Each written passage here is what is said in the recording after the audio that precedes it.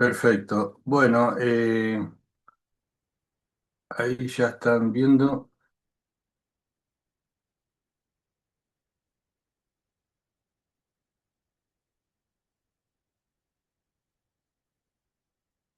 Bueno, en la última clase yo les había mencionado estos dos códigos que sumamos, ¿no?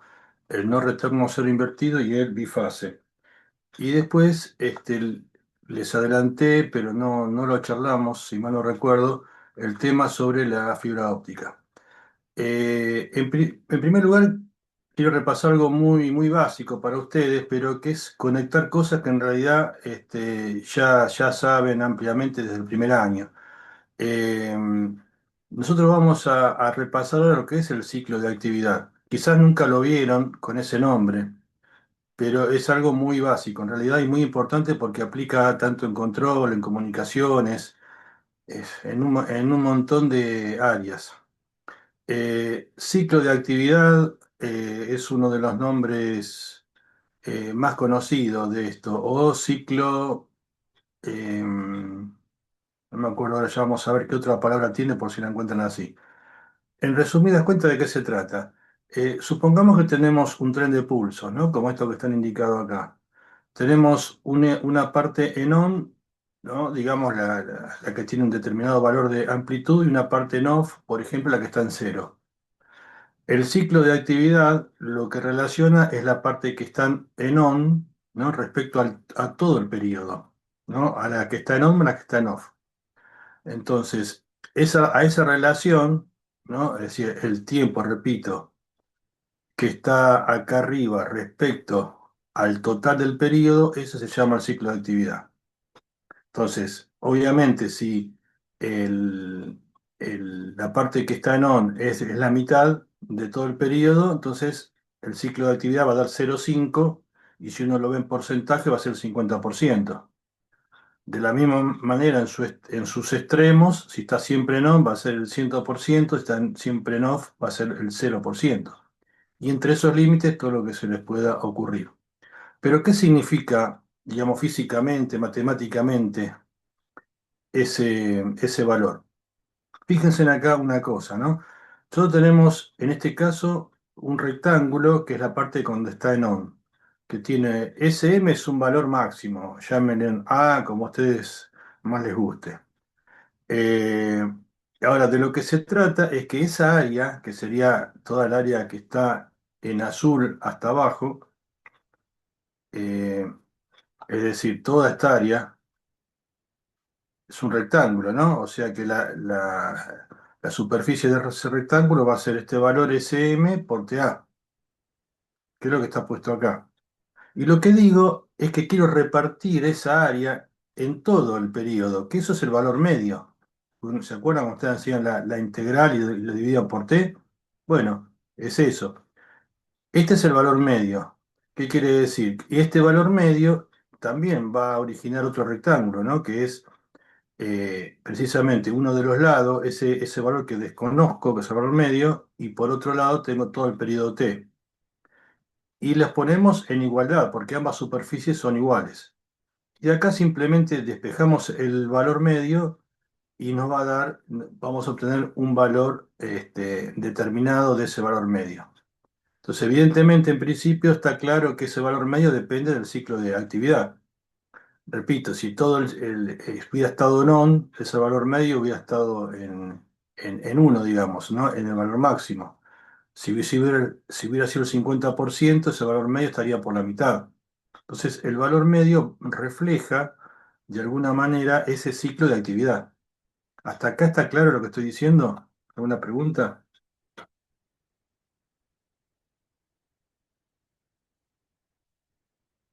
No, profe. Ok. Bueno, entonces, esto si lo quieren ver como ustedes lo habrán visto alguna vez, el valor medio, ¿no? La integral de la función dividido por el periodo, es el valor medio. El tema que, o sea, si TA es donde termina la parte non, evidentemente desde TA hasta T va a valer cero. Entonces, bueno, esa integral va a quedar reducida a la primera parte, ¿no? Es decir, lo mismo que hacemos a través de las integrales lo podemos hacer a través de esa igualdad básica, ¿no?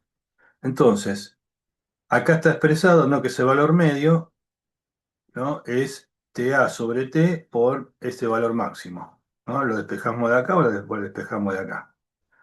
Ok. Y a esa relación dijimos que la llamamos ciclo de actividad, TA sobre T. Entonces el valor medio reemplazamos, va a ser igual al ciclo de actividad por ese valor máximo, que es el valor que cuando está en on. Ahora bien, ¿para qué puede servir expresar las cosas de esta manera? No es un tema solamente matemático. Tiene un montón de aplicaciones, como les decía. Vamos a admitir que hay un montón. Avisen ustedes si me olvido. Ahí estoy poniendo. Bueno, eh, ¿qué quiere decir entonces? Imagínense que ustedes están con una perilla, ¿no? Con un potenciómetro, una perilla rotativa o deslizante, como ustedes quieran, y con eso cambian el ciclo de actividad, ¿no? Eso se puede hacer en la práctica con un Arduino, por ejemplo, un programita muy básico, y uno a partir de cambiar esa resistencia va cambiando el ciclo de actividad de lo que estamos hablando acá, ¿no? Y entonces, uno cambia el ρ, imagínense este ρ variable, entonces cambia el valor medio, porque SM es una constante. Es decir, al cambiar el valor medio, esta línea roja es como que sube y baja, ¿no? Según cómo vaya cambiando el ciclo de actividad. Es decir, el valor medio es función del ciclo de actividad. Entonces, imagínense que con esa salida de valor medio, ese valor medio lo tomo como salida y lo mando a un LED o lo mandamos a un motor, por ejemplo. Es como que uno, ese actuador, el LED, por ejemplo, no va a variar, no es que se va a prender y apagar como uno supone, porque esto tiene cierta frecuencia, ¿no? Es como que el actuador integra lo que le llega y ve su valor medio. Entonces, uno cambia el ciclo de actividad y puede hacer que la luz, por ejemplo, de ese LED prenda más brillante o menos brillante, ¿no? Como esas lámparas dimerizadas que se les dice. O le puedo cambiar la velocidad a un motor, un montón de cosas.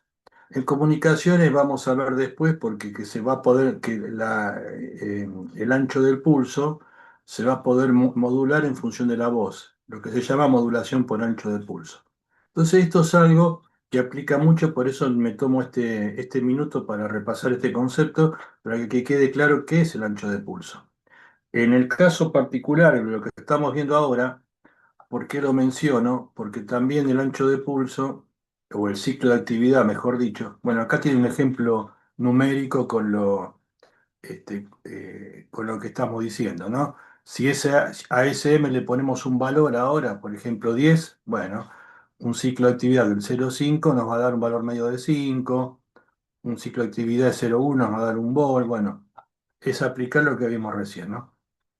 Ok, ahora vamos al caso de la fibra óptica. Nosotros en la fibra óptica tenemos también, como pasa en un cable de cobre, lo que fuere, o coaxil, de cualquier tipo, tenemos un string de bits que se están emitiendo en serie, ¿no? Continuamente, unos y ceros aleatoriamente, pero ya vimos que antes de transmitirse pasa por una codificación como todas las que estuvimos viendo.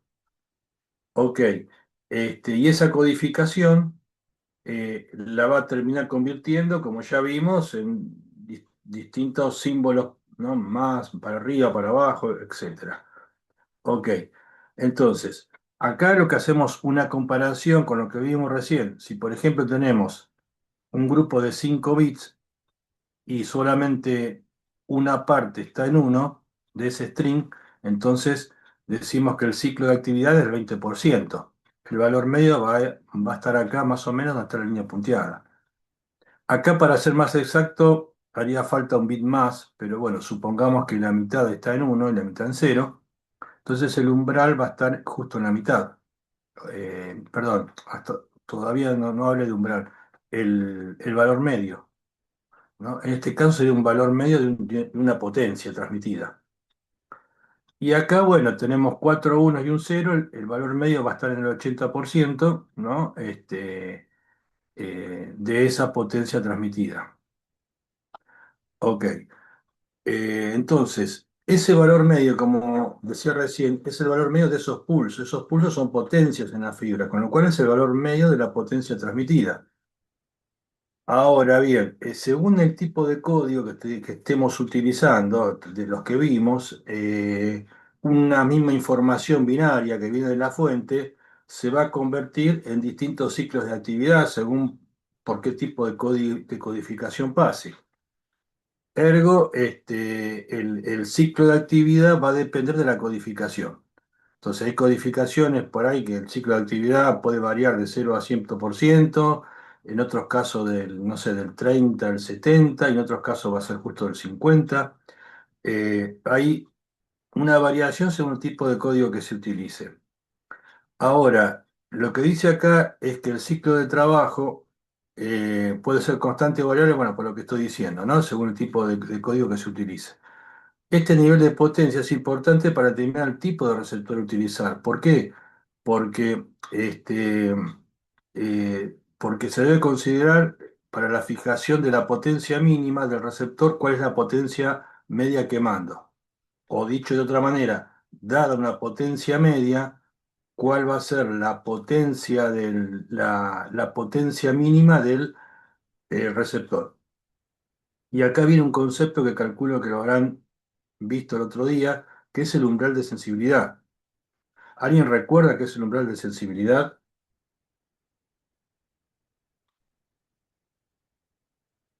Es para los repetidores regenerativos, profe, reconstruir la señal. Que tiene que superar ese umbral para reconstruir la señal, para que la pueda captar, digamos.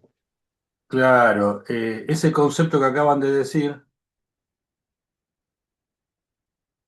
esperen que admito, ese concepto que acaban de decir aplica a cualquier cosa, incluso a tu celular o a tu red Wi-Fi. Por ejemplo, vos les habrá pasado un montón de veces que se habrán quedado, ustedes dicen sin señal, vamos a ver que no están así, pero no importa. Me quedé sin señal. O me alejé tanto del router que no llega y me quedé sin Wi-Fi. En realidad lo que está pasando ahí que es que la señal que está llegando al equipo, al receptor, digamos, es tan chiquita que el receptor no la puede procesar. Entonces, ese concepto aplica a cualquier equipo receptor, desde una radio tradicional, a un celular, un equipo de redes, como dijeron recién, un repetidor. O sea, todos los equipos van a tener un umbral de sensibilidad. Como dijeron recién, repito, es la menor potencia que debe recibir un receptor a partir de la cual puede procesar a la señal. Si la potencia es menor que ese umbral, es como si no existiera. Entonces, es como si no tuviera señal, digamos. Eh,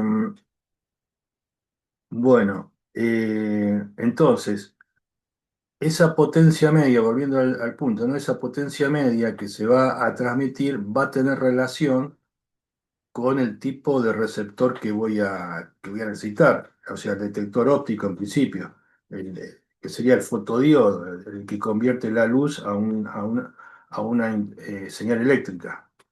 Entonces, va a depender de ese nivel de potencia para ver cuál va a ser la sensibilidad que va a necesitar el receptor. No puedo poner un receptor, por ejemplo, que tuviera un umbral de sensibilidad mayor que cierta potencia porque no la va, es como si no la reconociera. Entonces va a haber una relación. En función de ese nivel, de este nivel de valor medio, vamos a elegir el receptor. Eh, y bueno, ese valor medio es el que estamos viendo acá, ¿no? El que está señalado por la línea punteada. Bueno, por otro lado,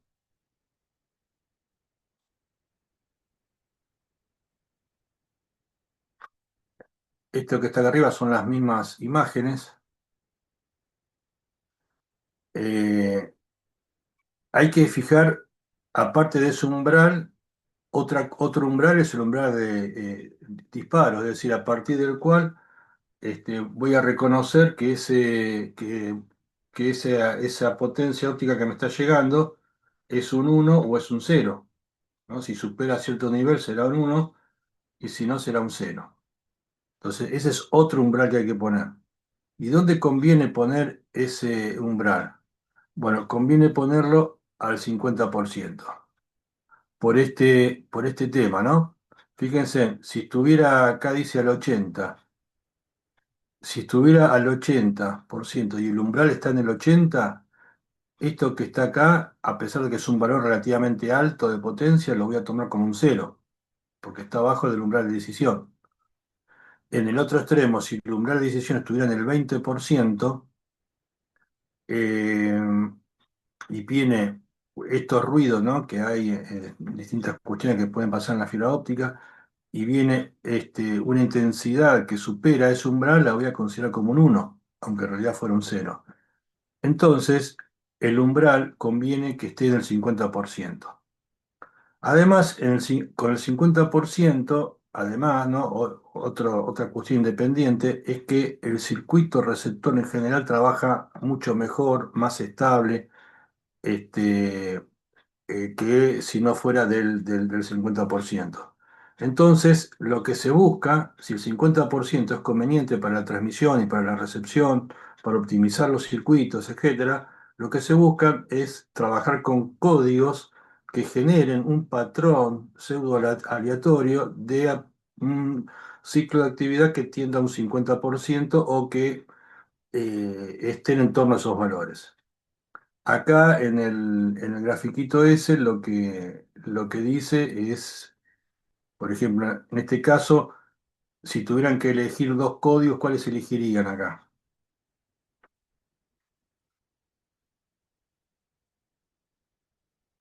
El Manchester y el bifase. Exactamente, porque está en el 50%.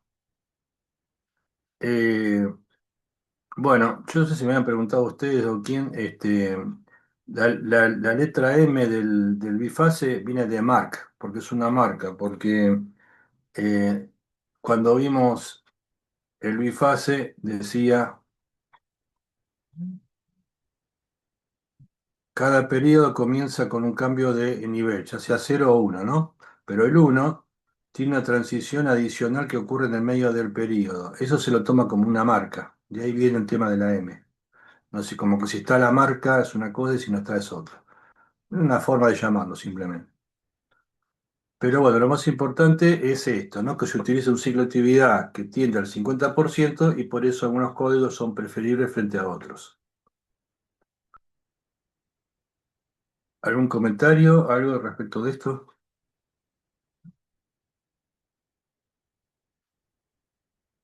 No, ninguna. Profe, disculpe, Sí. ¿ese umbral se va calibrando a medida que pasa, a medida que ocurre la transmisión o siempre es fijo en lo posible? No, si vos trabajas, digamos, el umbral es fijo en realidad. El umbral es fijo, se lo fijan en la recepción. Lo que va a cambiar, lo que puede cambiar si no usas el Manchester o el bifase es el ciclo de actividad y eso puede, digamos, hacer que, bueno, aunque el umbral sea fijo, puede llegar a haber algunas variaciones o digamos el circuito electrónico, los acopladores de alterna que hay, los filtros, los comparadores, bueno, un poco la electrónica en general no trabaje de manera estable, ¿no? Y puede aumentar un poco el VER, o sea, la tasa de errores. Bien, gracias. No, no está bien.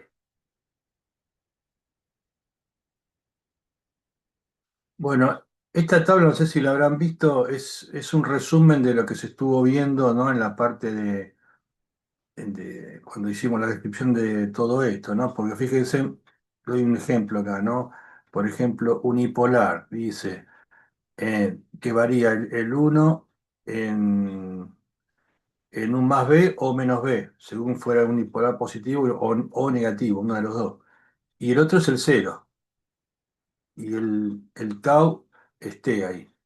O sea, es lo que vimos en su momento. En cambio, si es retorno, no retorno a cero también.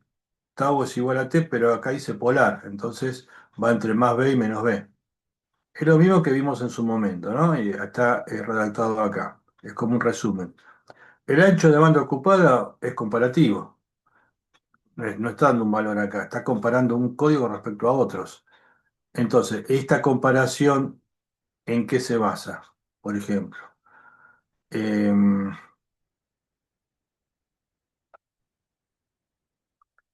si tenemos, para no ir ahí, este pulso y tenemos este pulso que está acá, supongamos que tiene el doble, imagínense que tiene el doble de ancho de banda. ¿Cuál de los dos va a ocupar más ancho de banda y por qué? Bueno, esto me tacha todo. ¿El de arriba, que es el uno o el de abajo, que es el dos? El de arriba, profe, porque ahí el primer cruce es uno sobre tau. Si hace más chiquito, es más grande el primer cruce. Exactamente. Si fuera la mitad, este estaría en la mitad, el segundo, ocuparía menos ancho de banda, porque es uno sobre tau. Al ser... Entonces, volviendo a esto, estas comparaciones, dice, no retorno a cero sería el que dibujé acá abajo, menor que el de retorno a cero, que sería este, que ocupa la mitad, ¿no? Entonces, esto se basa en eso, en, digamos, cuál, si es retorno a cero o no es retorno a cero, ¿no? O un Manchester, por ejemplo, no se llama retorno a cero, pero sí sabemos que en la mitad hace una transición. Entonces, bueno, es eso lo que se está comparando. Si posee continua, y bueno, eso también es algo muy, muy conceptual, ¿no? Porque imagínense en este, si fuera lógica positiva, entre cero y más b, ¿no? Más allá de que si venga un uno o un cero, siempre va a estar entre un potencial y cero, o sea que va a haber un valor medio de continua, siempre. No se van a anular las superficies. Y si comparamos eso con un, ¿dónde está el polar? Bueno, acá supuestamente venimos así, ¿no? No va a ser cero porque puede haber más uno que cero, pero va a ser mucho menor porque acá las superficies se compensan, se simplifican, digamos, ¿no? Bueno, y así uno puede seguir este análisis y aplicarlo. El sincronismo va a depender de las transiciones. Lo mismo concepto que aplicamos para ver el tema del ancho de banda, también uno puede pensar si está obligado a transicionar o no. Con lo cual de esa manera puede deducir cómo va a ser respecto al sincronismo. Si nos aseguramos que en todos los periodos hayan al menos una transición, bueno, decimos que es un código autosincronizante. Eh, la densidad de potencia espectral es algo que es relativo. Esto se refiere, digamos, eh, se refiere a la concentración de la energía de la señal, que eso conviene verlo mejor en el simulador, como les voy a mostrar ahora, porque si no sería un desarrollo teórico que no tiene mucho sentido esto. Habría que ver Fourier, transformada de Fourier, todas esas cosas. La dependencia de los símbolos, como vimos, si cuando el transmisor tiene que transmitir, si lo que va a transmitir depende de lo que ya pasó o no. Como por ejemplo HDB3, vimos que depende, o todos estos códigos que en función del anterior depende si vaya a transicionar o no, etcétera. Bueno, y a modo de síntesis de este tema, entonces vamos a, como les decía recién, vamos a repasar un poquito con el simulador estos conceptos.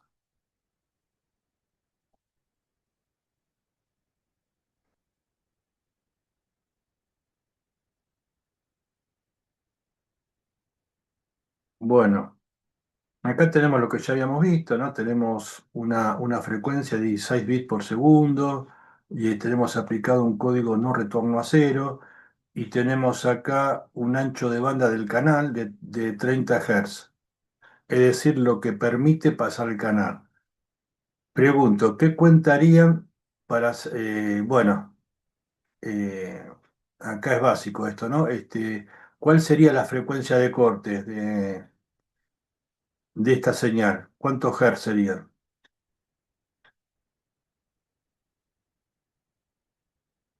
¿No es 30, profe, ahí?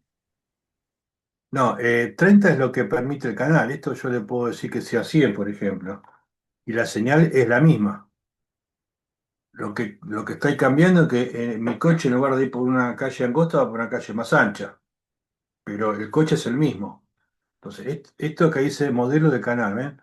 Es el canal, no es lo que estoy mandando. Lo que estoy mandando se va a encontrar con un canal que va a ser bueno o va a ser malo porque no me va a dejar pasar cómodamente y tengo que resignar armónicos, digamos. Pero por eso, vamos a volver, estaba en 30 creo esto, o lo que fuera, no importa, ¿no? Porque es independiente de lo que estoy transmitiendo. Yo lo que pregunto ahora, ¿cuál es el ancho de banda? No del canal, el ancho de banda de la señal que estoy transmitiendo. ¿O qué ancho de banda necesita en base a la teoría que vimos? Está escrito, ¿eh?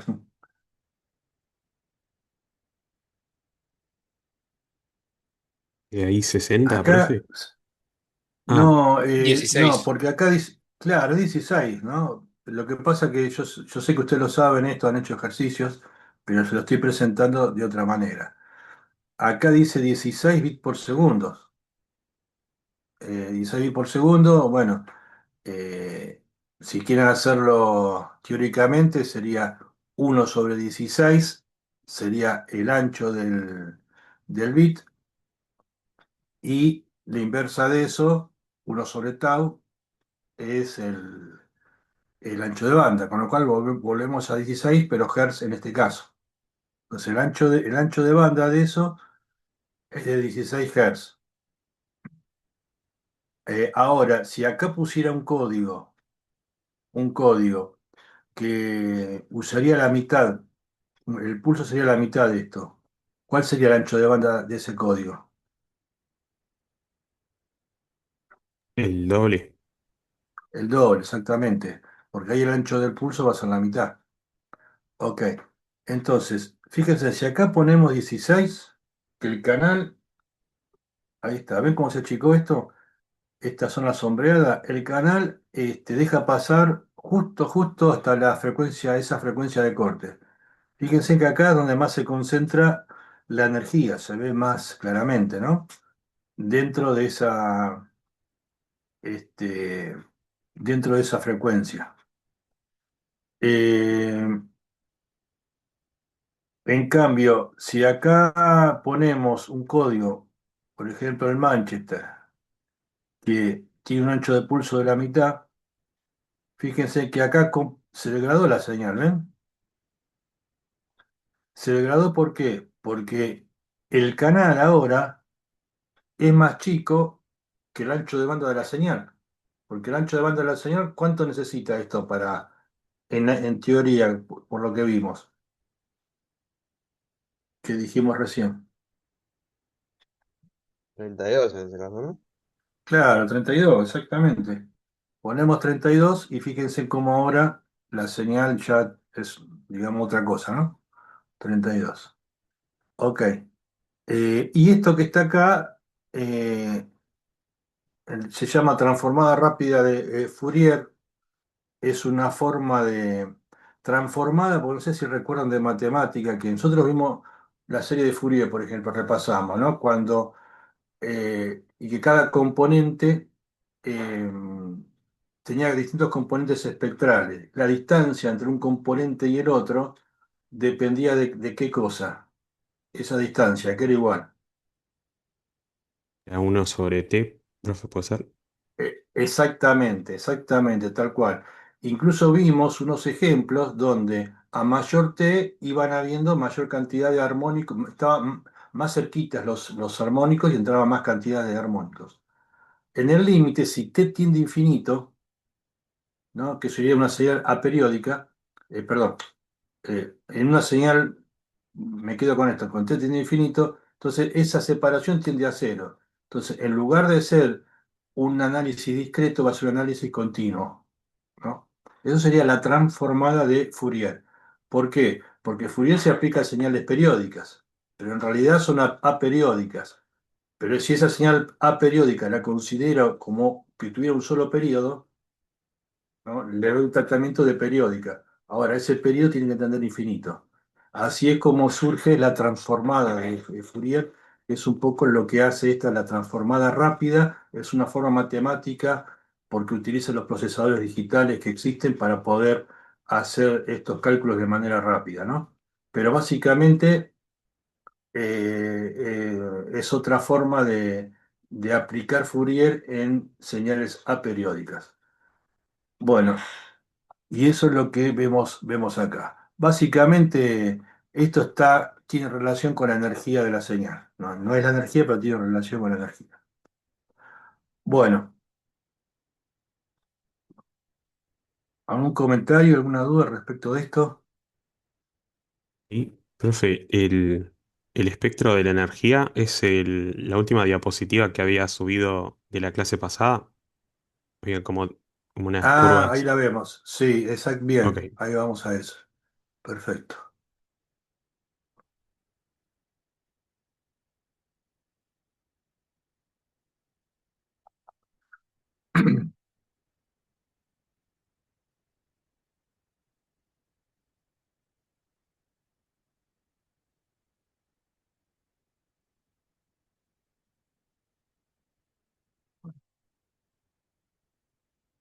Ahí va.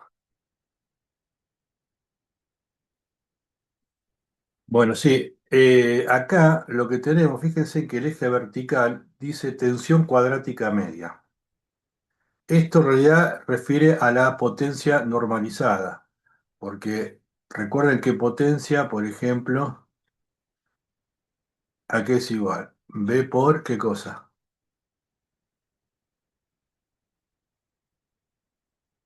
B por I puede Sí. ser. Intensidad al cuadrado puede Eh, ser. B por I. Esta es la O I definición cuadrado al básica. revés. Y a partir de acá surgen distintas maneras de expresarla. Por ejemplo, si I es B sobre R, entonces potencia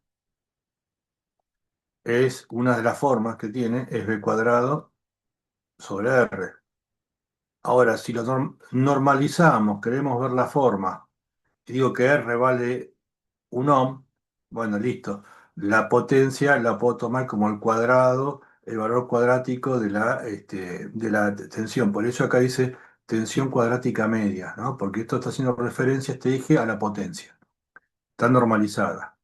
Entonces, este que está en puntitos acá, más, más chicos, digamos, sería la primera que vimos nosotros cuando empezamos a ver este tema. Pero digamos, este eje ya sabemos que es el de la frecuencia, que en este caso está normalizada.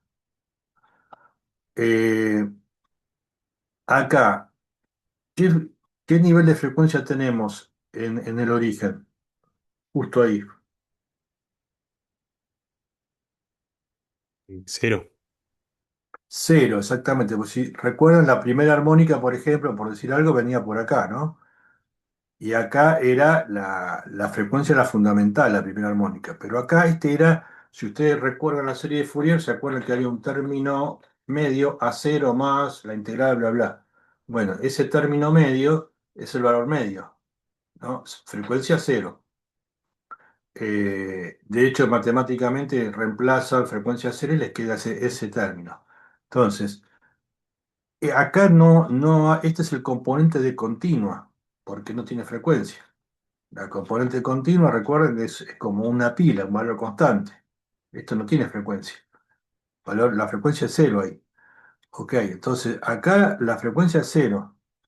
Con lo cual, si nosotros estamos usando códigos que no tienen componente de continua, entonces no vamos a arrancar en cero. Como que estamos desplazando el diagrama hacia la derecha. Por eso acá los códigos básicamente son los unipolares, ¿no? Los que están centrados acá. Es decir, los que tienen las superficies que no se pueden simplificar. Y después, según cómo es la codificación, bueno, vamos a tener, aunque en estos casos son bastante parecidos estas campanas, esta no. El Manchester, por ejemplo, ¿qué quiere decir? Que tiene menos o más componentes de continuo y bajas frecuencias que estas otras. Tiene menos que las otras.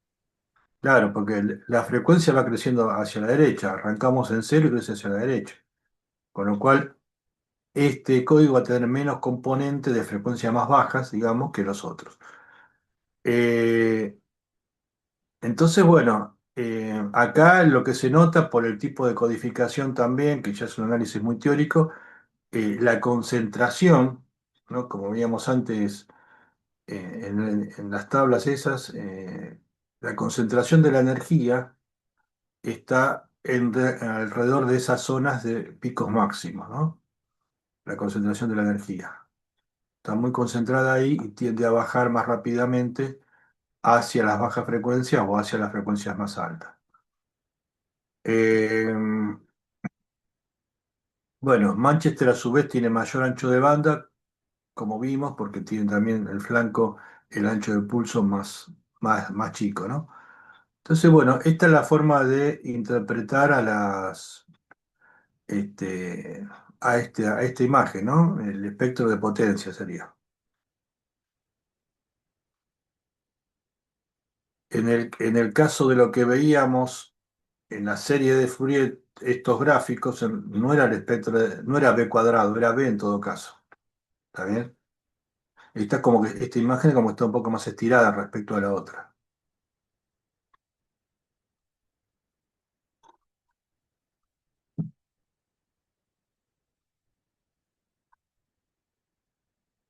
Bueno, ¿alguna pregunta o comentario?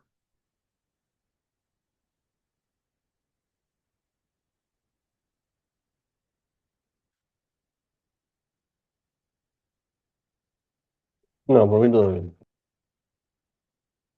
Ok,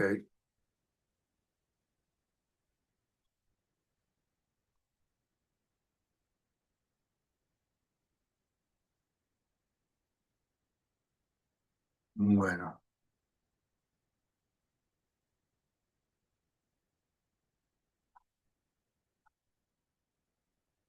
Cálculo de enlace, todas estas cosas que ya estuvieron haciendo los ejercicios. Bueno, en un amplificador uno tiene una potencia de entrada y una potencia de salida, ¿no? Es decir, uno le manda una señal al amplificador y esa señal, en lo posible, va a ser solamente amplificada sin cambiar la forma, porque si le cambio la forma estaríamos distorsionando a esa señal. Acá lo que estamos suponiendo es que no hay distorsión, no hay nada, simplemente entró un valor X y va a salir un valor, una constante por X, donde esa constante es el factor de amplificación. Como ustedes saben también, esa ganancia, por ejemplo, la podemos expresar como salida respecto a la entrada. Entró 1 miliwatt y salió 1 watt, bueno, hubo una ganancia de 1000. Es decir, la ganancia la multiplicamos por la entrada y nos da, por ejemplo, cuál va a ser la salida.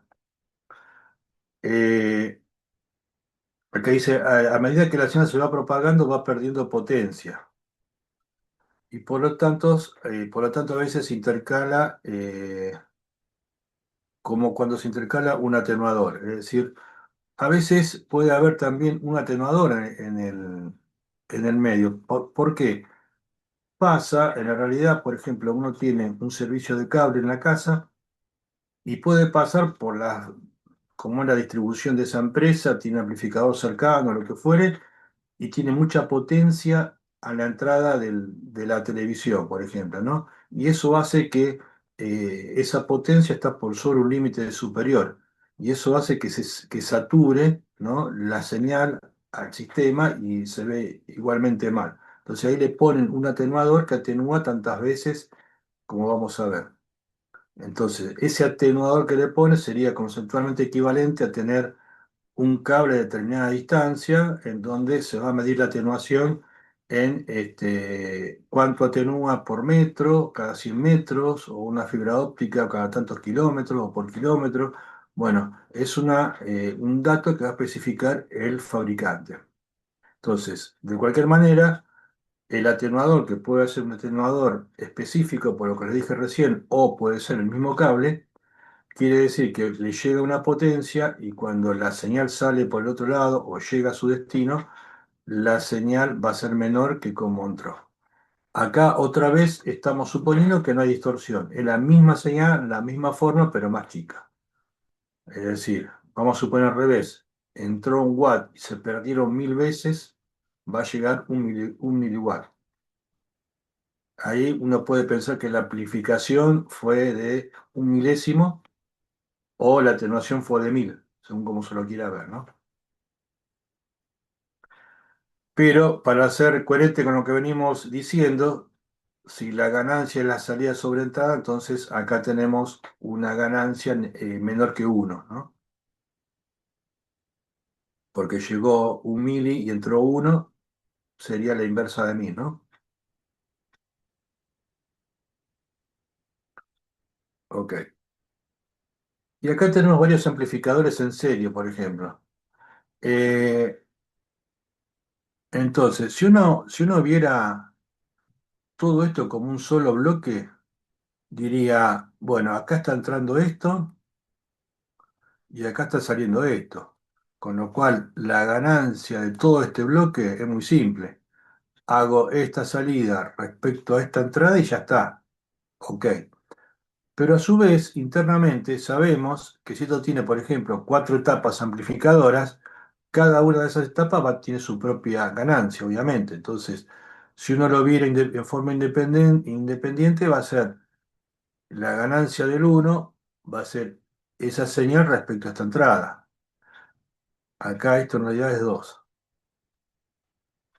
La ganancia del 2 va a ser esta señal respecto a esta que está acá.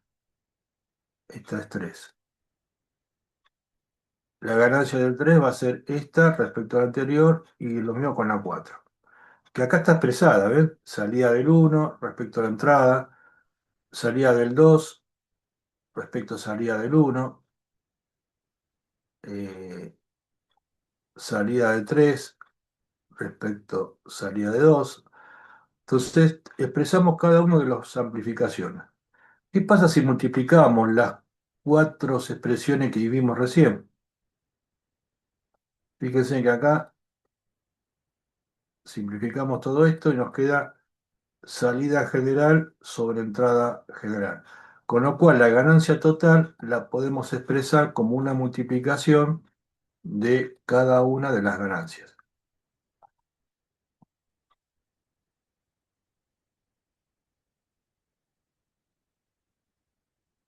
Este concepto lo van a ver en control también.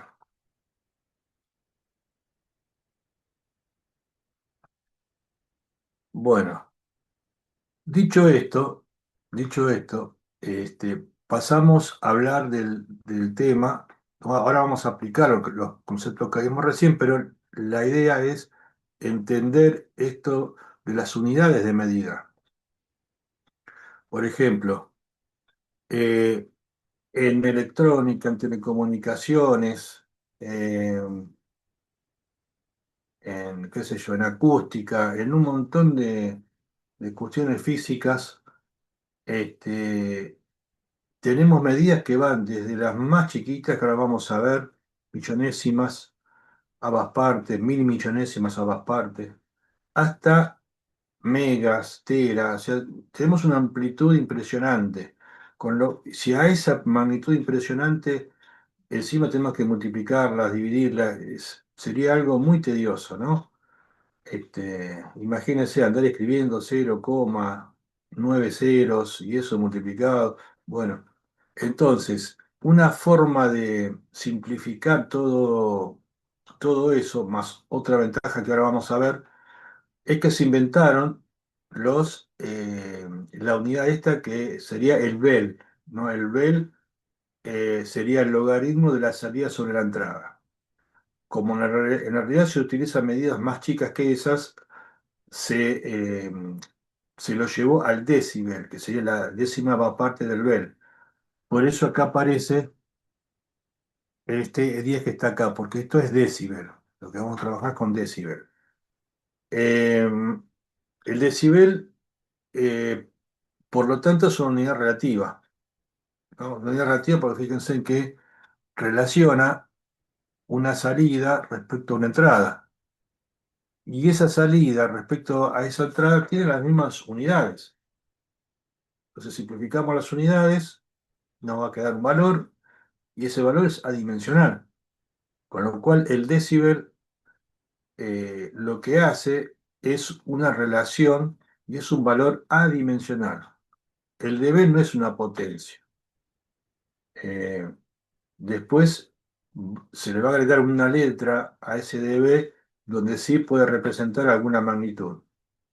Que en la jerga a veces se dice, se escucho tantos dB, bueno, es una forma de decirlo, pero rigurosamente está mal dicho así. En realidad hay un subíndice que, por ejemplo, en el caso de lo acústico está referido al umbral de sensibilidad del oído.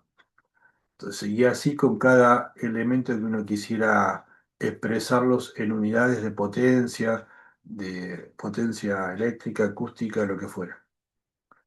Bueno, entonces, repito, esto es un número adimensional. Eh, por ejemplo, vamos a dar un ejemplo concreto, como dijimos recién, un miliwatt. Entra un miliwatt al amplificador y sale un watt. Evidentemente, como ya dijimos, la amplificación en veces, ¿cuánto es? ¿Cuántas veces se amplificó la señal? Si entró un miliwatt y salió un watt. 1000. 1000 veces, exacto. Y si quisiéramos pasar esas 1000 veces, expresarlo en dB, ¿cuánto les da o qué contarían?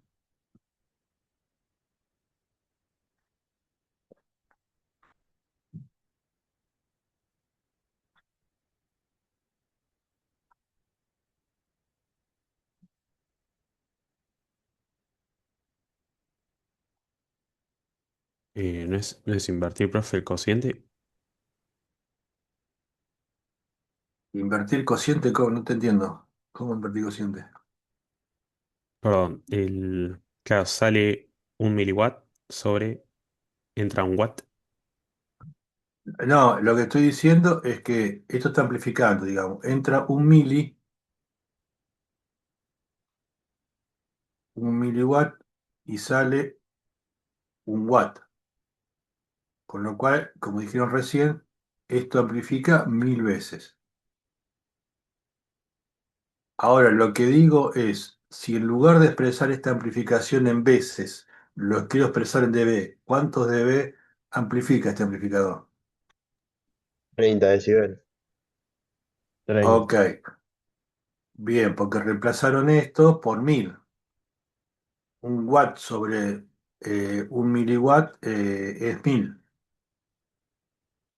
¿no? Sería, porque obviamente para simplificar tienen que poner las mismas unidades, serían 1000 miliwatts sobre un miliwatt, ¿no? Eso está claro. Entonces sería 1000 logaritmo de base 10 de 1000 3 por 10 30, ok. Y,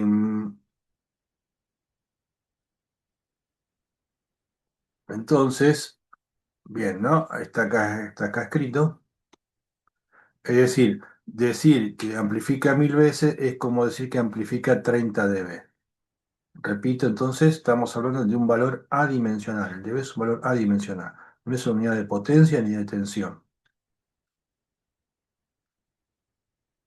Bueno, ahora, supongamos que tiene una pérdida de 3 dB en una línea de transmisión, o sea, un cable o lo que fuere.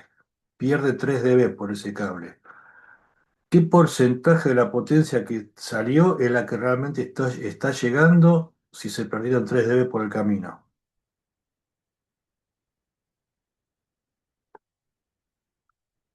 Bueno, uno sabe esto, ¿no?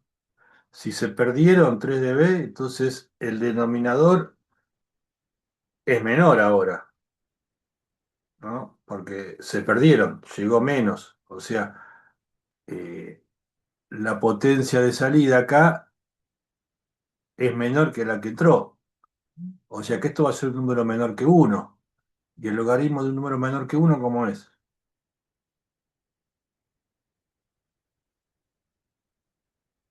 Negativo. Claro, si esto es menor que uno, el logaritmo es negativo. Eh, re- por si no se acuerdan, repasen eso porque después van a tener que hacer ejercicios. Bueno, ya hicieron, ¿no? Pero en el parcial esto van a tener que hacer ustedes a mano, ¿no? Así que yo les sugiero que lo repasen si no se acuerdan bien. Eh, bueno, entonces va a dar un valor negativo, porque es una atenuación. Y de ahí despejamos, P2 sobre P1 nos va a dar 0,5, más o menos, no justo. ¿Qué quiere decir esto? Que se perdió la mitad de la potencia. Entró 1 miliwatt, se perdieron menos 3 dB y llega a 0,5. Esto es lo mismo que si lo queremos ver en veces, es como si hubiéramos multiplicado la entrada por 0,5. ¿Eh? O sea, media vez es como si fuera menos 3 dB. ¿Hasta acá alguna duda?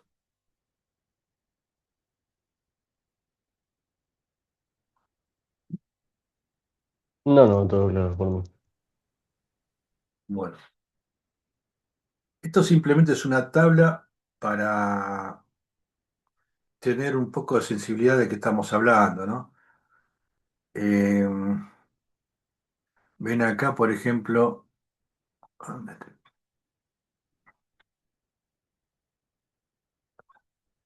0 dB corresponde a 1, ¿no?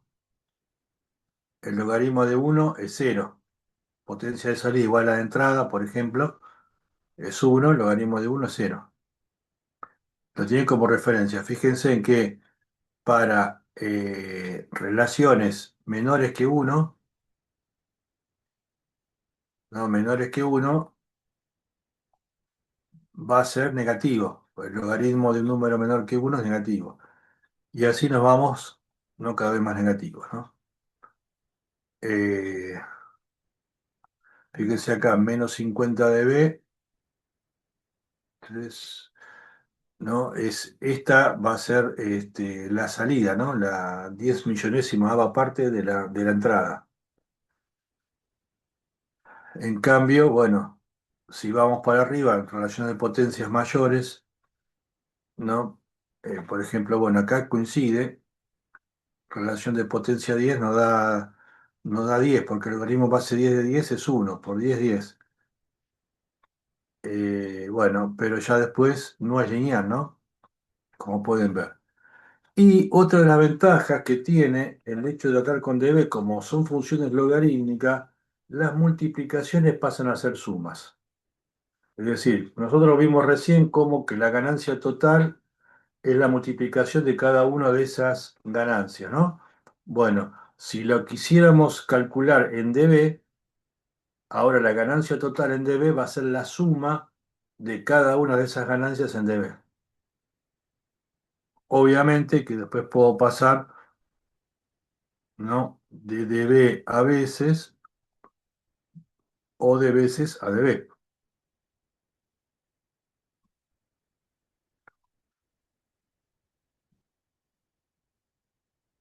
Eh, y ahora vamos a otra propiedad importante. Pero ahora, ¿qué pasa cuando uno tiene que hablar de potencias o de tensiones? O sea, de una magnitud física, no solamente de una relación. Bueno, entonces ahí aparece un subíndice, como por ejemplo la M, porque en ese caso se relaciona con el miliwatt. O sea, la referencia es fija ahora. La referencia va a ser siempre un miliwatt, con lo cual lo que están midiendo lo estoy comparando contra un miliwatt. Es más o menos o igual que un miliwatt, con lo cual ese número que estoy obteniendo ya es un número que indica determinada potencia. Entonces, eh, por ejemplo, si la potencia que estoy midiendo es de un miliwatt, ¿cuánto es la potencia en dBm, expresadas en dBm?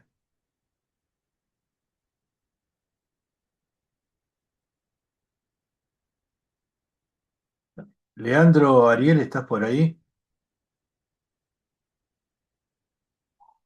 Leandro, Ariel, Ramazzi. Sí, acá estoy. Ok. Bueno, si acá esta potencia es de un miliwatt, ¿cuánto da la potencia en dBm?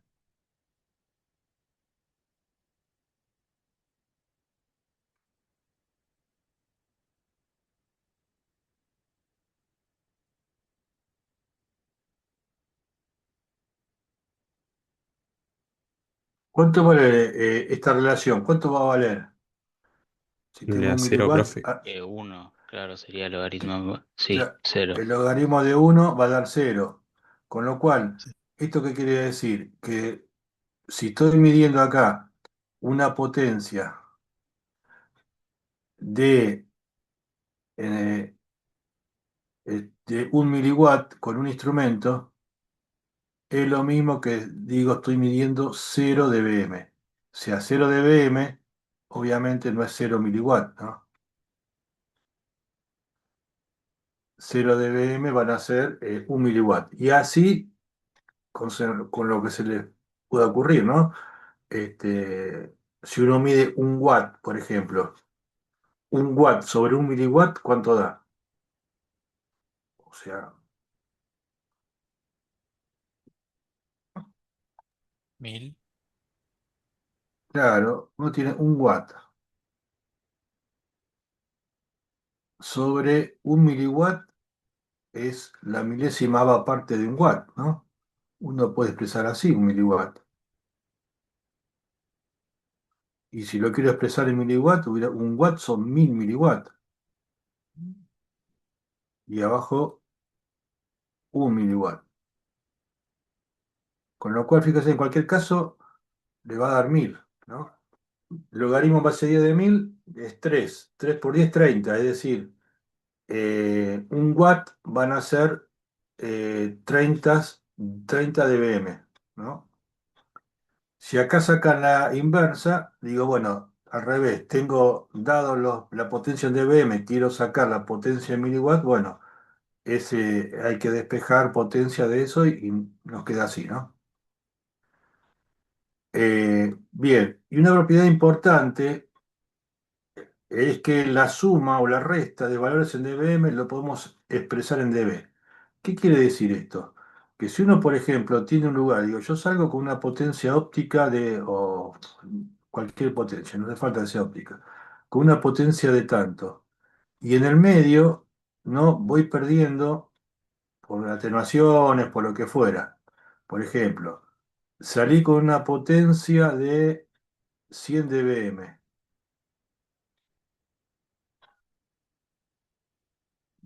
Bueno, imagínense que dice dBm. Y qué sé yo, y lo que pierdo es en dB, porque es una relación, como vimos antes.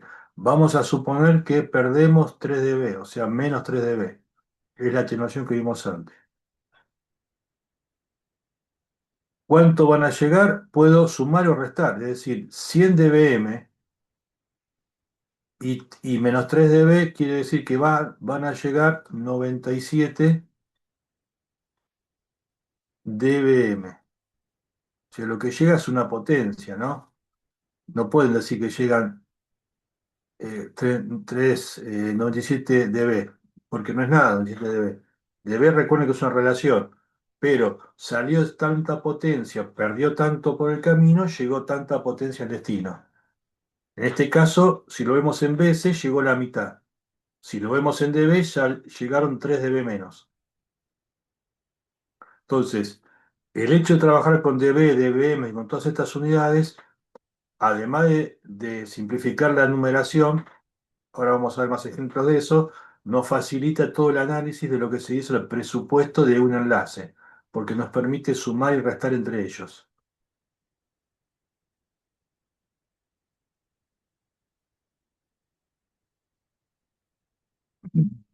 Bueno,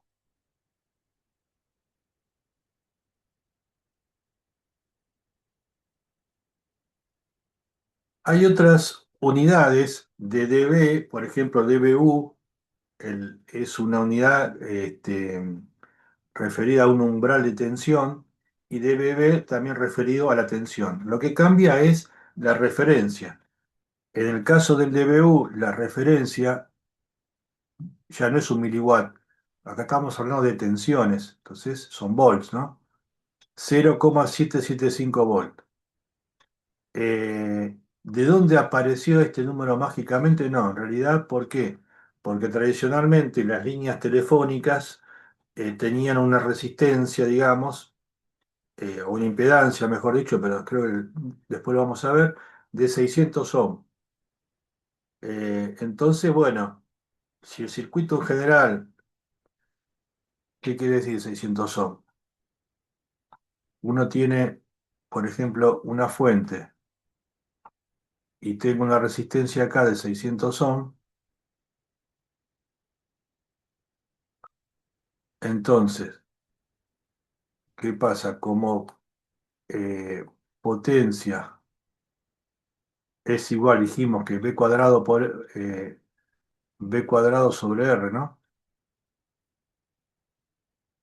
Si la R es conocida y la potencia es de 1 miliwatt, despejamos B de acá y nos da este valor que está acá. Por eso aparece esa referencia, no es algo mágico, digamos. Y lo de 1 volt es simplemente porque es para referenciarlo también a otra unidad. En vez de hablar de volt, hablamos de dBb y lo referimos a 1 volt. Incluso hay tensiones tan pequeñas que se lo refiere al dB microvolt. O sea que acá la referencia en vez de ser 1 volt es 1 microvolt. Esto se utiliza, como dice acá, actualmente en instrumentación, equipos electrónicos, para decir, bueno, cuál es el umbral de sensibilidad, tantos dB, por ejemplo, o tantos dB micro B, ¿no? Se lo utiliza mucho en todos esos ambientes. Cualquier receptor, digamos, ¿no? Que tiene umbral de sensibilidad. Bueno, les voy a mostrar para que vean. Si ustedes quieren practicar, ustedes saben que tienen hay aplicaciones para PC, para celular, para ver todas estas cosas.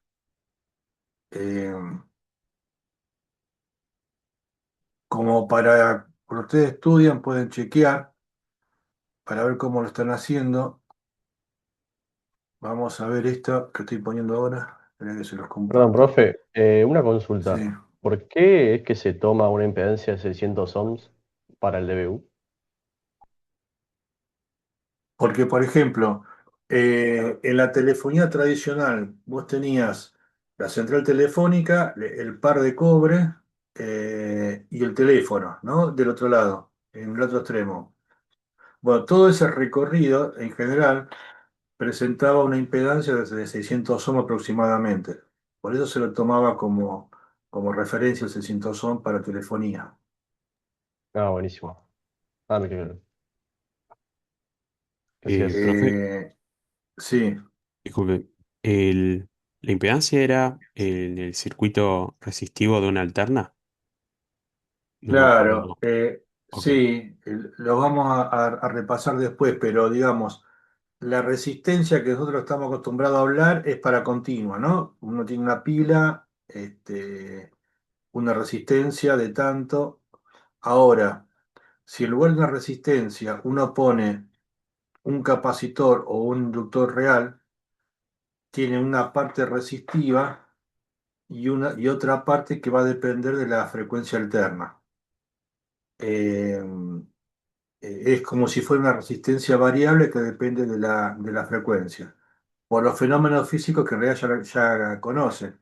porque un inductor, vieron que al aplicarle una corriente variable, tiene una tensión inducida, bueno, y todo eso genera una oposición al paso de la corriente, con lo cual va a presentar, además de la resistencia en sí del alambre, lo que va a presentar es otra oposición que va a depender de la frecuencia de la señal con la que se la está atacando. Es una frecuencia, si hablo de frecuencia es alterna, ¿no?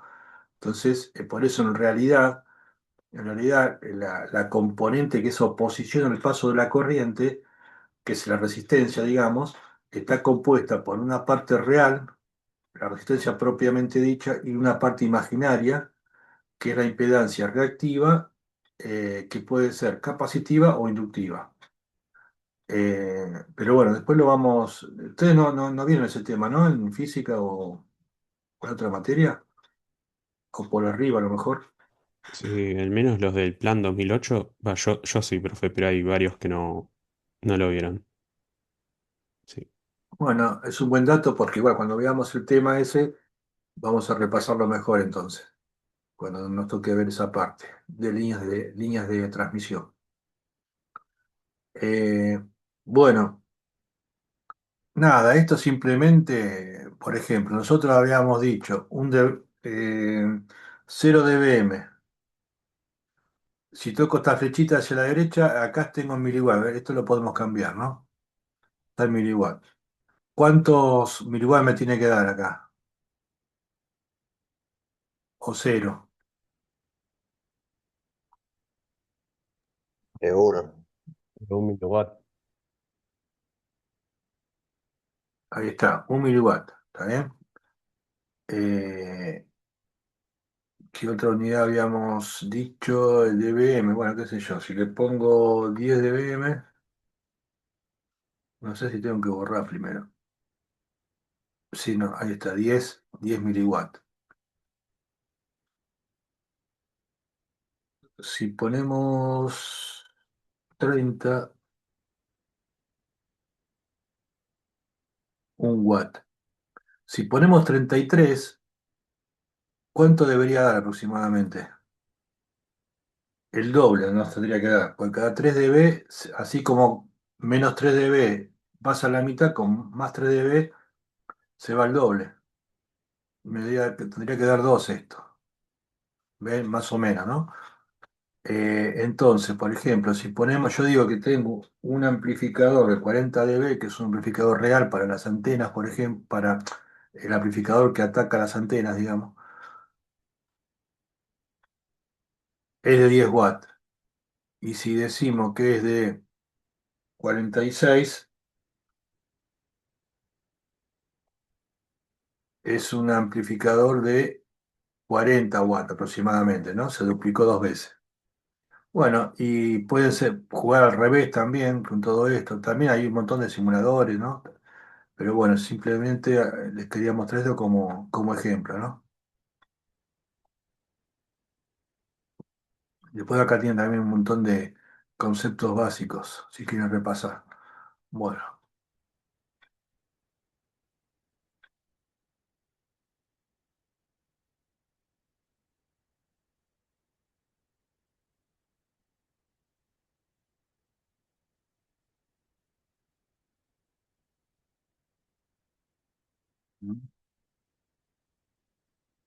vamos a borrar todas estas porquerías. A ver.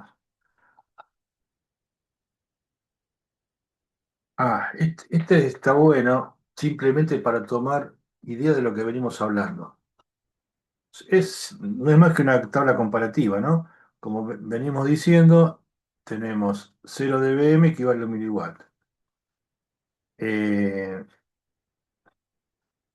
si vamos para abajo, bueno, evidentemente van a ser menores. Menos 30 dBm es 1 microwatt. Siempre son unidades de potencia, pues estamos hablando de dBm acá, ¿no?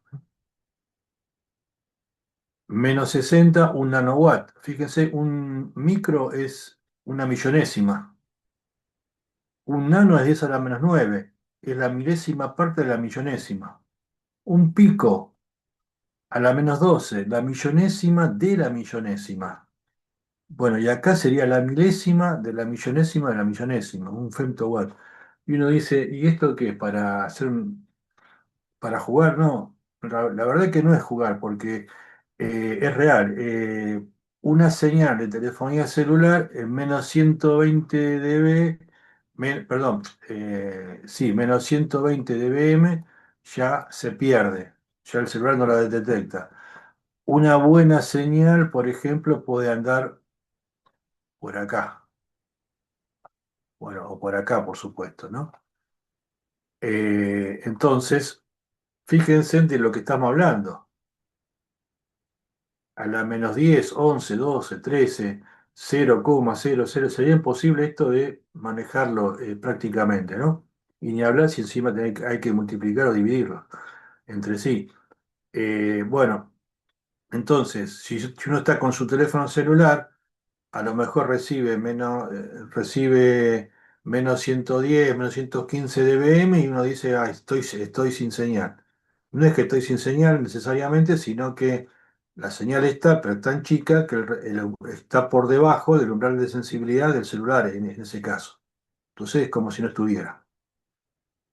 Y después, como vimos recién, bueno, eh, acá que tenemos la potencia, bueno, 40, ¿se acuerdan que hicimos 40 dBm? Son 10 watts. 43 serían 20, 46 serían 40, redondeando, ¿no? Bueno,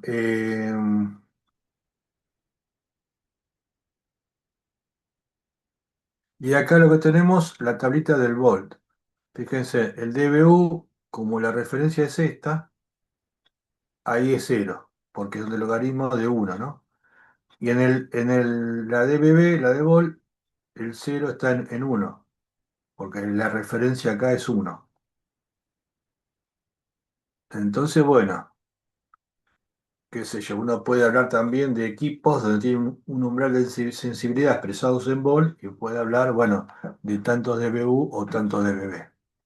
O como les decía antes, también podía hablarse de dB microvolt, por ejemplo. Sería este, pero microvolt. O sea, en vez de dividirlo por uno, lo dividimos por la millonésima parte de uno, ¿no? Micro.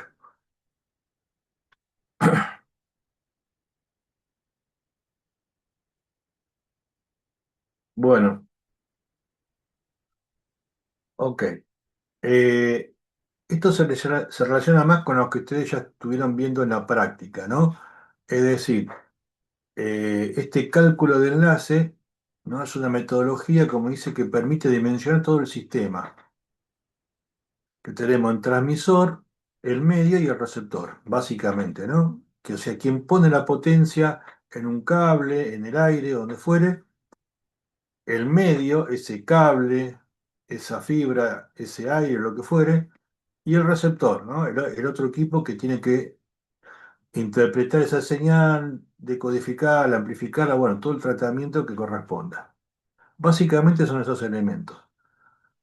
Ahora bien, ¿cómo básicamente lo podemos identificar a cada uno de ellos? Bueno, el transmisor tiene una frecuencia y una potencia. Uno dice, por ejemplo, una radio, para decir algo, digo, yo escucho FM 100, que está una portadora en 100 MHz, frecuencia, y transmite con una potencia de tantos kilowatts, por ejemplo, ¿no? O sea, frecuencia y potencia identifican al transmisor, básicamente. El medio, bueno, el medio en el mejor de los casos solamente atenúa. ¿Por qué digo en el mejor de los casos? ¿Alguien sabe?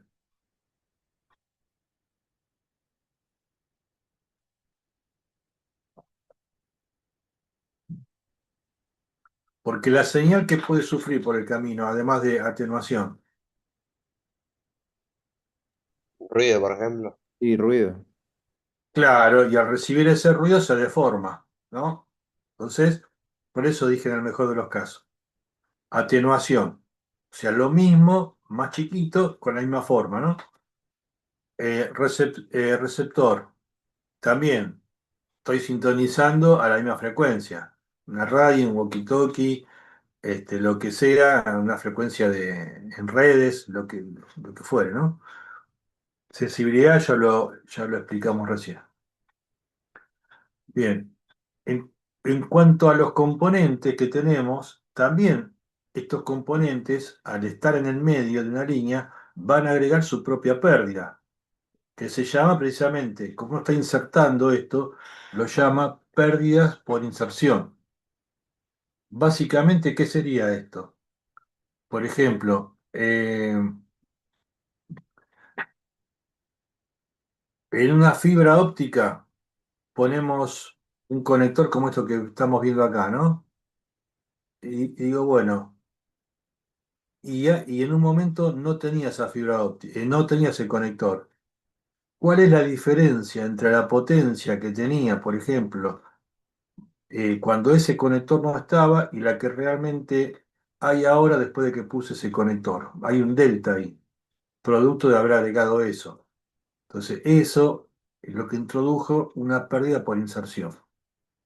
Dicho de otra manera, podría ser la potencia que sale de ese conector respecto a la que llegó. Otra forma de verlo. Entonces, no hay conectores ideales.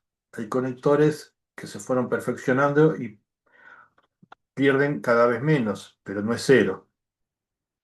Estos simplemente muestran distintos tipos de conectores y en el caso que vemos acá a la izquierda son para cables en donde cada uno tiene una aplicación particular, ¿no? Dice RG58 u RG59, es un tipo de cable en radiofrecuencia que bueno, uno rápidamente puede conectar y desconectarlos, esto con una mínima pérdida por inserción. Bandas de UHF. Lo que trabaja, lo que vemos acá abajo, es SMA, conectores, también tienen una rosca en este caso, ¿no? Y trabajan, pueden llegar hasta los 30 GHz, como dice acá en la imagen. Yo acá tengo, por ejemplo, ese que vemos ahí, el verde ese sería parecido, a ver, no sé si se ve acá.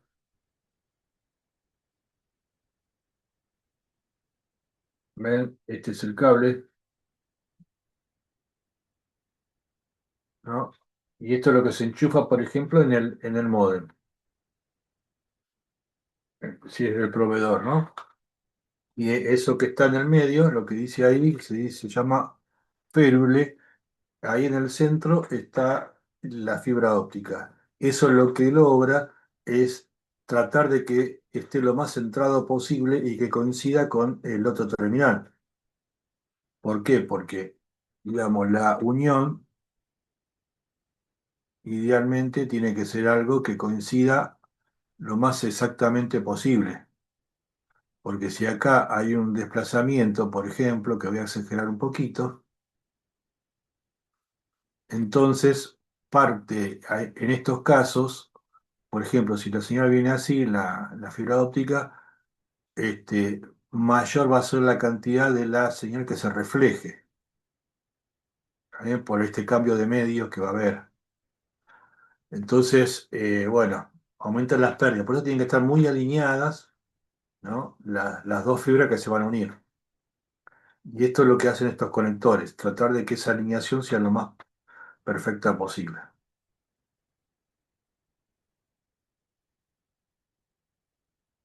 De acá, bueno, tenemos atenuación en caso de la fibra óptica, cada 100,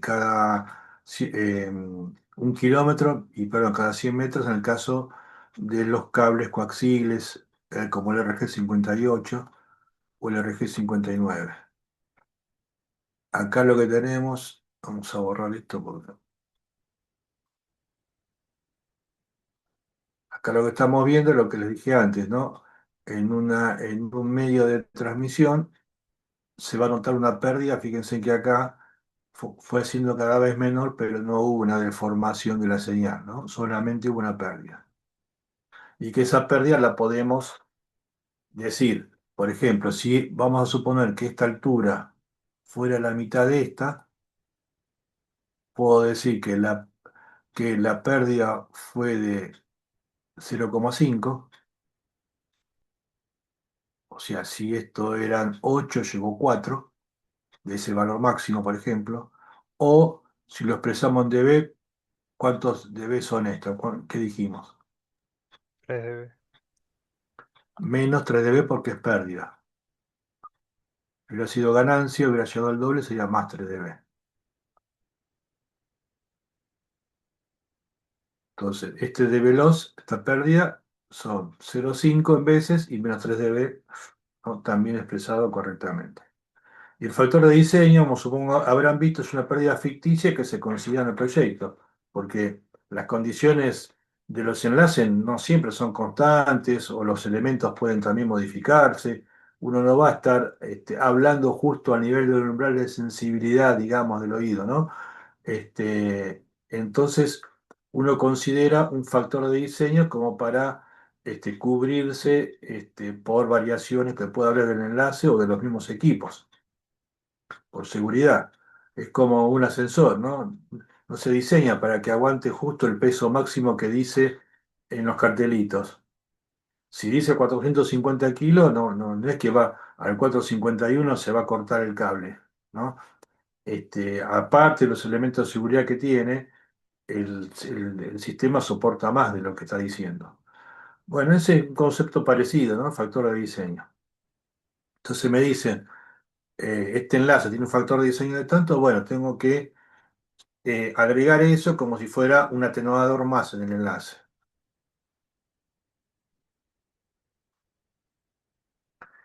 Y bueno, es bastante conceptual esto, ¿no? Que la potencia que sale del transmisor y si hay amplificadores por el camino se sumarán, ¿no? Menos todas las atenuaciones que hay por el camino, tiene que ser mayor que su umbral de sensibilidad, por lo que vimos antes, ¿no? Yo estoy con el teléfono celular, la potencia con que sale de la antena grande, digamos, del nodo, menos la atenuación en el aire, menos la atenuación por un montón de mecanismos que hay en el canal de aire, bueno, tiene que ser mayor que lo que detecta el teléfono. Si no, el teléfono no ve nada, sin señal. Entonces, acá lo que dice, bueno, si esa ecuación no se verifica, habrá que hacer algo, ¿no? Como lo que está diciendo acá, o aumento la potencia, o bajo la atenuación, o pongo un receptor más sensible. Bueno, son distintas formas de poder solucionar esa ecuación, básicamente.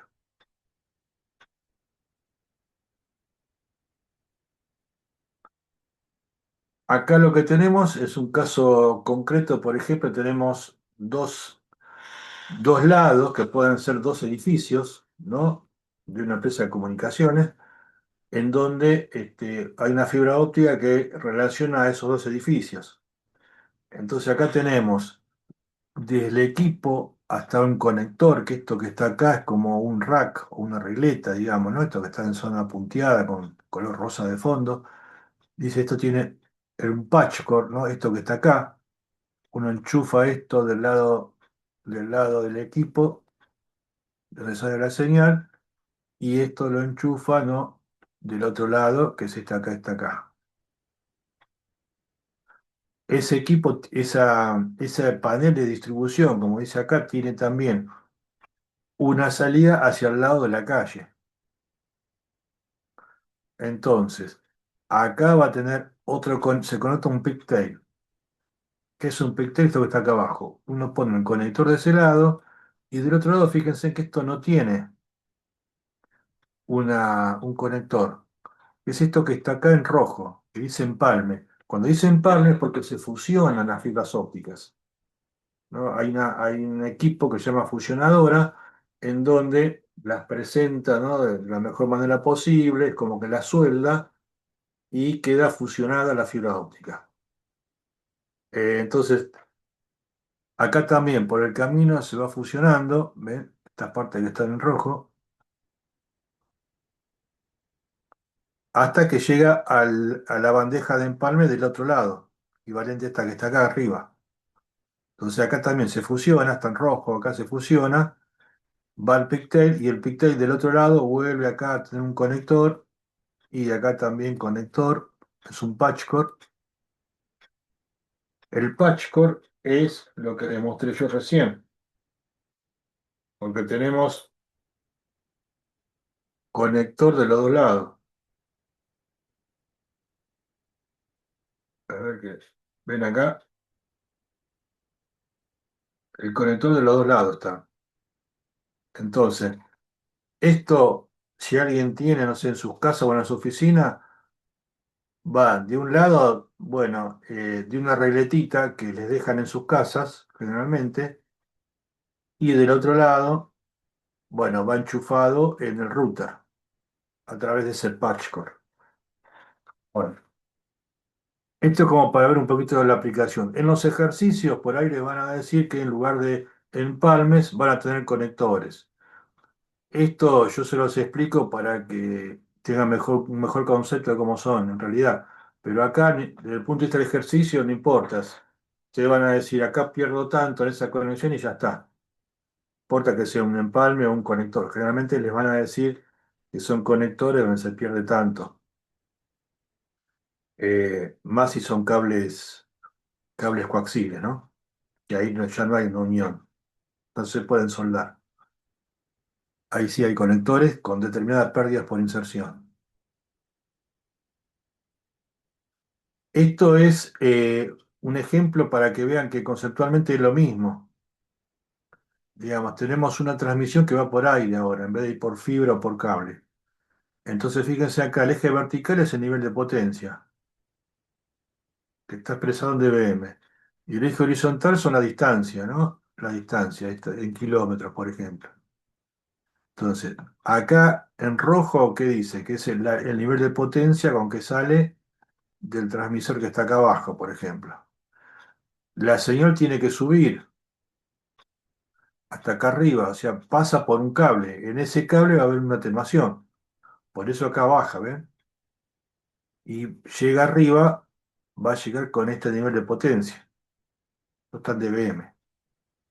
La antena se dice que tiene cierta ganancia, con lo cual lo que hace acá es aumentar esto, porque ganó. Es como un amplificador, no es un amplificador, pero después lo vamos a ver cómo funciona. No quiero mezclar los temas ahora. Lo concreto es que esa antena tiene una ganancia.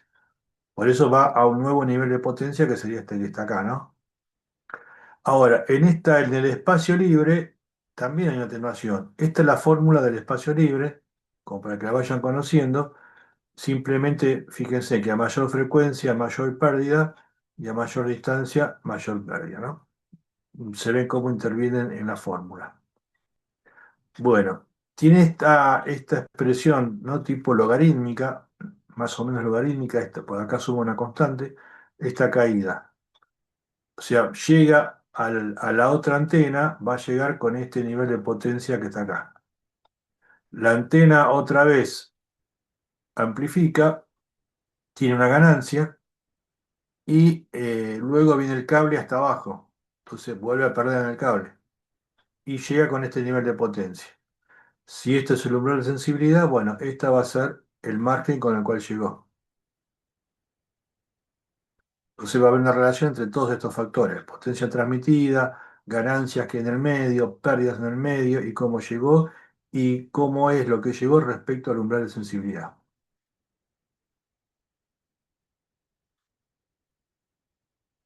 En este ejemplo simple que calculo que habrán hecho, este, lo que habla acá es de un canal de transmisión coaxil, fíjense, ya está dando un dato acá, ¿no?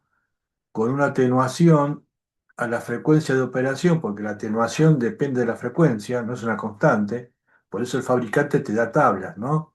Te dice, bueno, si vos estás usando este cable, ese cable, si operás a tal frecuencia, va a tener tantos dB cada 100 metros. Si operás a esta otra frecuencia, va a tener tantos otros dB cada 100 metros. Generalmente a mayor frecuencia, mayor es la pérdida. Entonces, ¿qué harían ustedes acá en función de lo que ya vieron? ¿Qué calcularían? ¿Cómo lo expresarían?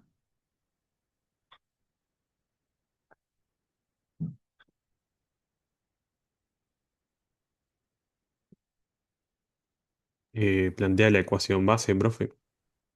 Claro, plantearían la ecuación base. En este caso, esa ecuación base, fíjense, potencia transmitida, esto en realidad es P de pérdidas, ¿eh? Pérdidas totales, vamos a ponerlo así, pérdidas totales, más ganancia que pueda haber. Acá dice igual porque es una cuenta, pero en realidad en la práctica ya sabemos que tiene que ser mayor que esto, ¿no? Esto es como para decir, bueno, si pongo un igual, ¿cuál es la potencia mínima, ¿no? Es un cálculo teórico. Sabemos que la práctica tiene que ser mayor después que esa potencia mínima. Bueno, la potencia de transmisión está, no, es lo que pide. Esto no está. Las pérdidas en el enlace están,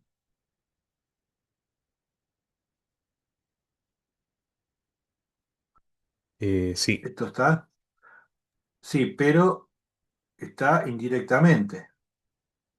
Entonces, calculamos eso, la atenuación 1200 metros por lo que me dice el fabricante a esa frecuencia, con lo cual la atenuación que va a tener en 1200 metros va a ser todos esos dB. Atenuación, ¿eh? Atenuación. No estaba diciendo, si dijera esto en ganancia serían menos 10,8 dB. Ok, acá estoy restando, ¿no? Menos las pérdidas. Ganancia, ¿hay algo en el medio que nos diga que estaba ganando cierta potencia? No. no, Ok, es cero entonces. Con lo cual, la potencia esta transmitida mínima va a ser igual al umbral de sensibilidad, que esto sí era dato, dice -15, acá está, esto es un dato, la pérdida que acá está restando la paso sumando,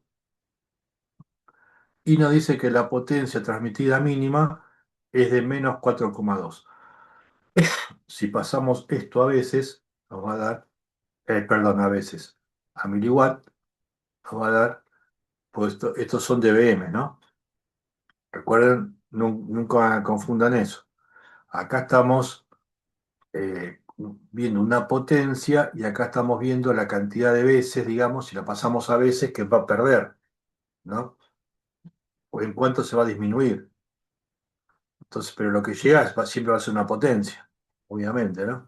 Entonces, bueno, eh, decimos que va a llegar esa potencia en dBm que equivale a esa potencia vistas en miliwatt.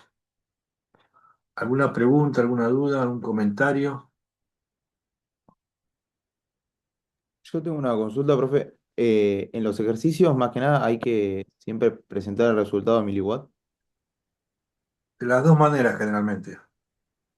Con lo cual Debe, no ahorren esfuerzo en lo que les dije. Tienen que practicar pasar de uno a otro, de dB a veces y de dBm a miliwatt o de miliwatt a dBm. Eso lo tienen que manejar bien. bien. Pueden usar Bueno, calculadora, pero no calculadora de, salvo que tenga una científica, no sé. sí, sí, una Eso, programada, pero no. claro. Pero la verdad que con que hagan un par de ejercicios, ya les va a salir solo esto. Es repasar y acordarse cómo era, nada más. Listo, Y listo. usar el logaritmo, sí. Sí, pero eso Listo. tienen que practicar. No, no. ¿Alguna otra comentario, pregunta?